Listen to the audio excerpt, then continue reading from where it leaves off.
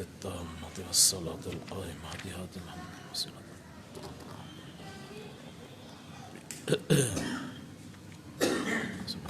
محمد رسول النبي صلى الله عليه وسلم. السلام عليكم ورحمة الله وبركاته.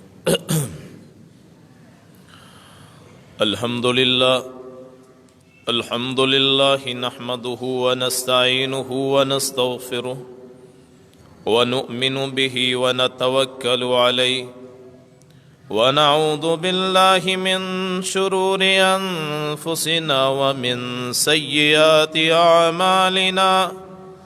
من يهده الله فلا مضل له ومن يضلله فلا هادي له. ونشهد أن لا إله إلا الله وحده لا شريك له. ونشهد أن محمدا عبده ورسوله. اللهم صل على محمد وعلى آل محمد كما صليت على إبراهيم وعلى آل إبراهيم إنك حميد مجيد. اللهم بارك على محمد وعلى آل محمد كما باركت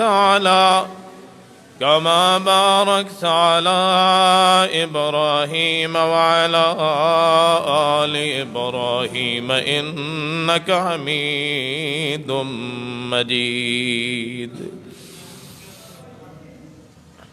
رب اشرح لي صدري ويسر لي أمري واحلل عقدة من لساني يفقه قولي. رب زدني علما سبحانك لا علم لنا إلا ما علمتنا إنك أنت العليم الحكيم.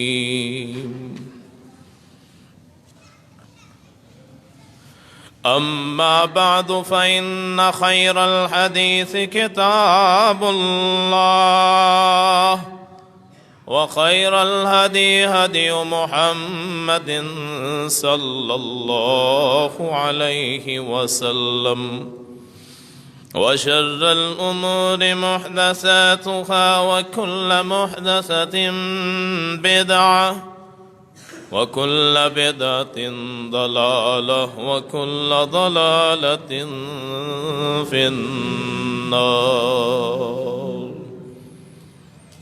أعوذ بالله السميع العليم من الشيطان الرجيم. بسم الله الرحمن الرحيم. يا أيها الناس ضرب مثل فاستمعوا له. إن الذين تدعون من دون الله لن يخلقوا ذبابا ولو اجتمعوا له. وإن يسلبهم الذباب شيئا لا يستنقذوه منه ضعف الطالب والمطلوب. ما قدروا الله حق قدره إن الله لقوي عزيز. الله يصطفي من الملائكة رسلا ومن الناس إن الله سميع بصير. يعلم ما بين أيديهم وما خلفهم وإلى الله ترجع الأمور.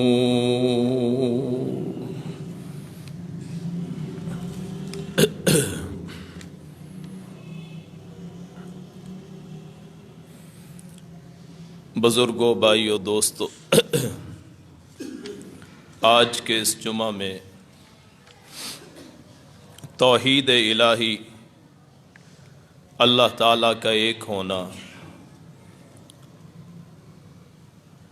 اور پھر اس کے لوازمات بیان کریں گے کہ توحید کیا ہے اور توحید کیوں ضروری ہے، توحید کے تقاضے کیا ہیں۔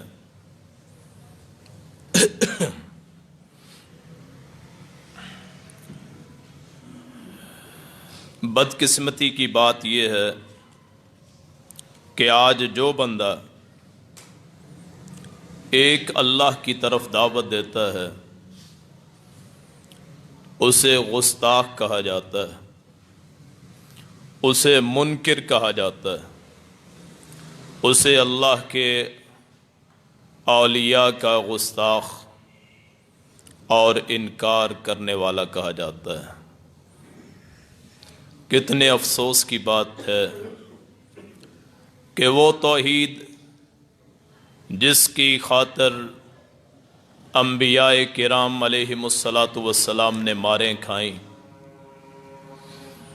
کبھی وطن چھوڑے، کبھی جانیں قربان کیں، کبھی ساتھیوں کی شہادتیں برداشت کیں، کبھی آگ میں کود گئے، کبھی وطن چھوڑے، کبھی باپ کے سامنے بیٹا غرق ہو گیا، کبھی باپ کافر، کبھی محلے والے گالیاں دیتے، کبھی کوئی پتھر پھینکتا، کبھی کوئی تشدد کرتا، کبھی مار مار کے شکل تک بگاڑ دی جاتی۔